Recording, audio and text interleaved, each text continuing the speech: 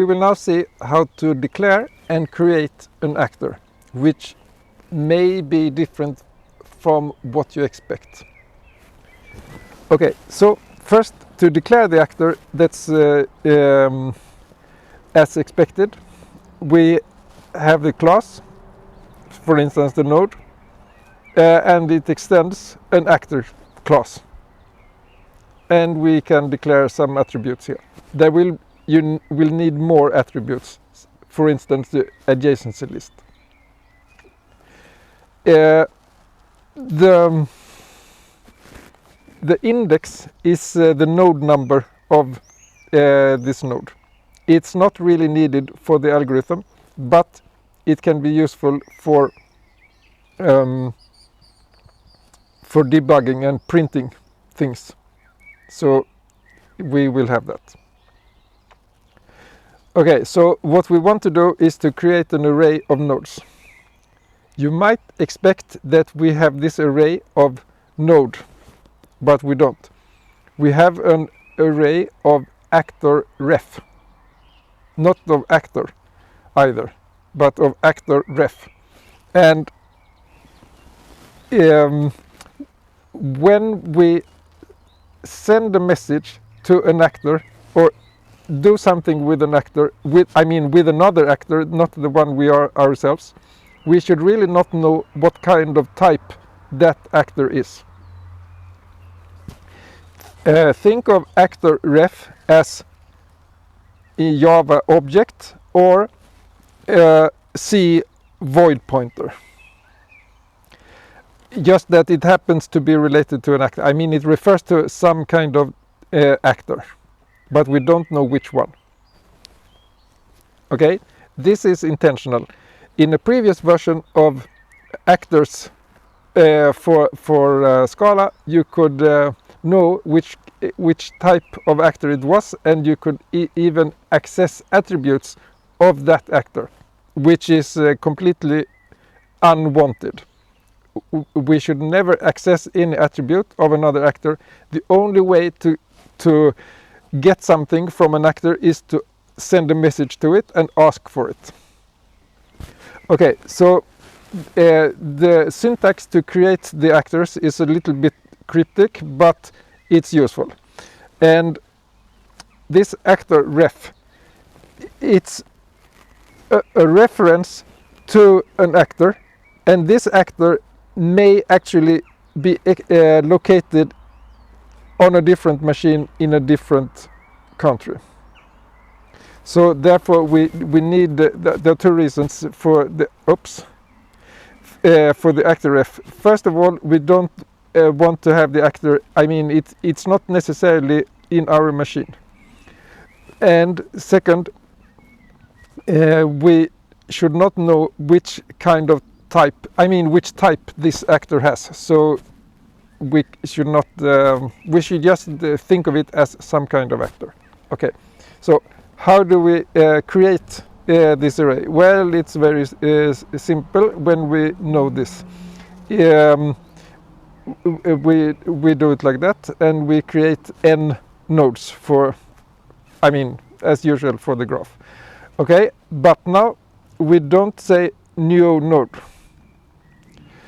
We might want to try this, but it's not how to do it. Instead, we have a so-called factory, which creates the actor and the actor ref. So this looks a little bit funny.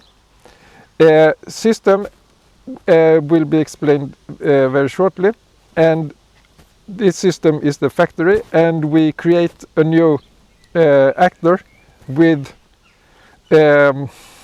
this method, and it's important to have a name which should be unique, and it's useful to have unique names, and we can create the name like this, like that. Okay, so let's go on and see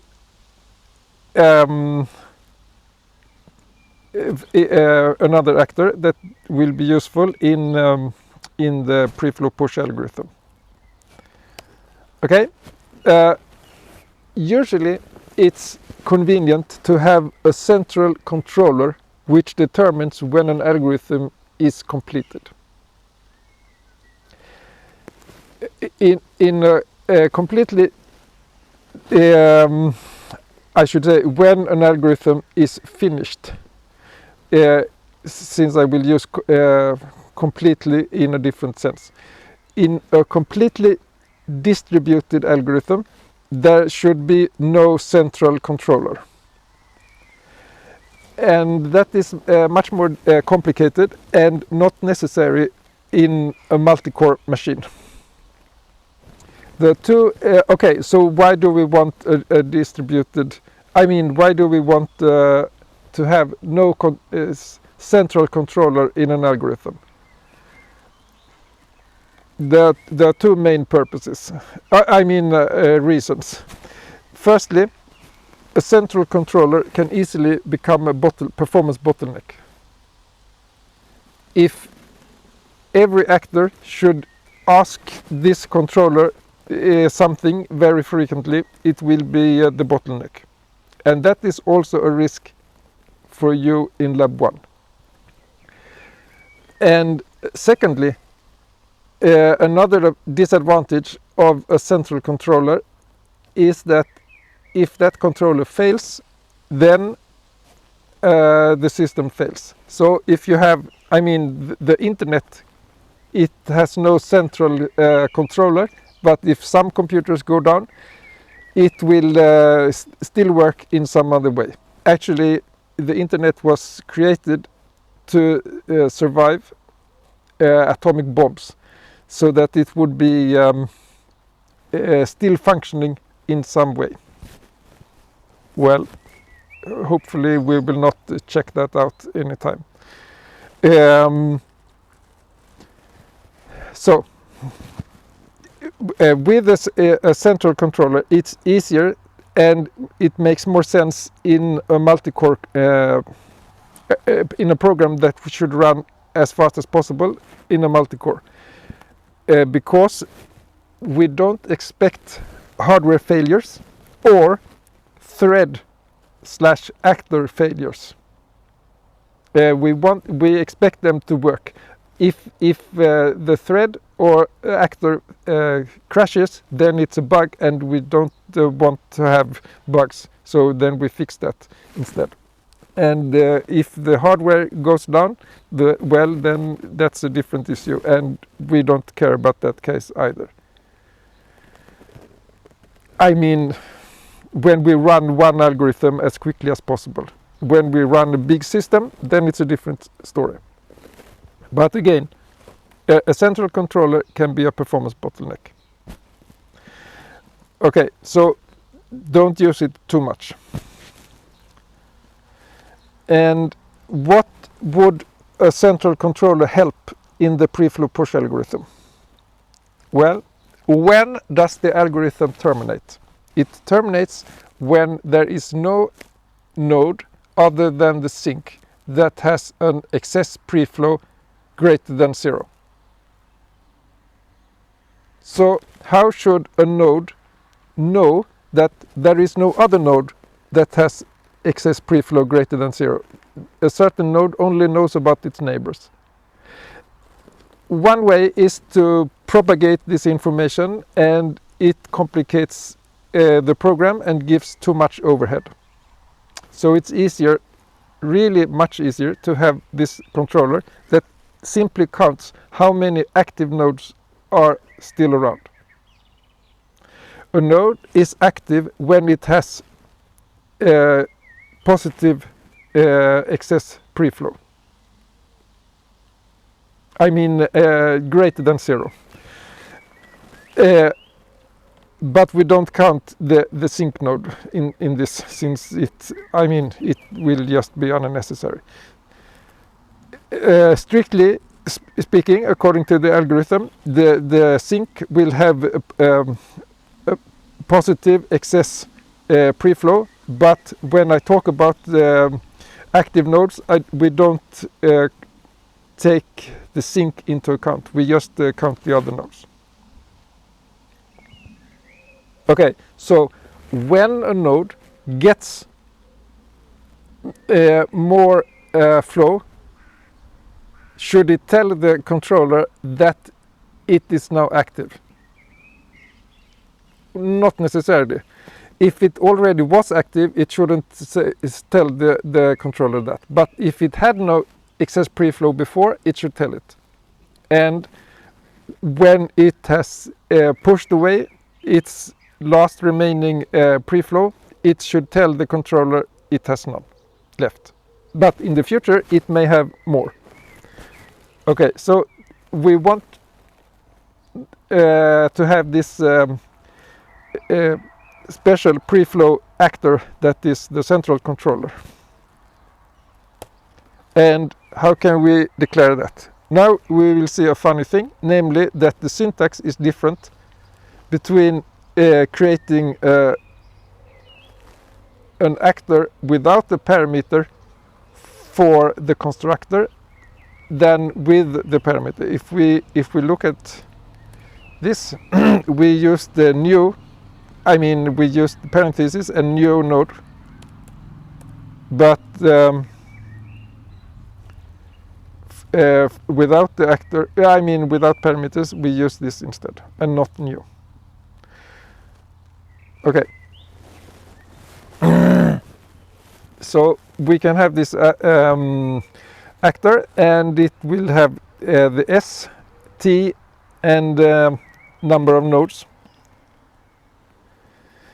The N is just this. It's the size of this array. And S is the source, T is the sink, which is well known from the algorithms course. But if you didn't take it yet, these are the short forms for the source and the sink. Okay, that's it. But I should say one more thing, namely, we have self and this, and they are not exactly the same. Suppose we have an actor A that this type, then this refers to A and self refers to the actor ref. It doesn't refer to actor but to the actor ref. Okay, and why is that important? Well, for instance, the controller typically needs to tell the nodes. When I say node, I mean the actors corresponding to the nodes, that this actor is the controller, so that the nodes can tell the controller something of interest. Okay. Therefore, we need to send self as a parameter to the node, to each node. Okay, but when the node here, the U receives this message, it should use this. Since the node needs an attribute control, I didn't put it here, but it is needed. It can be called something else, obviously, but it needs to know who is the controller. And then we use this.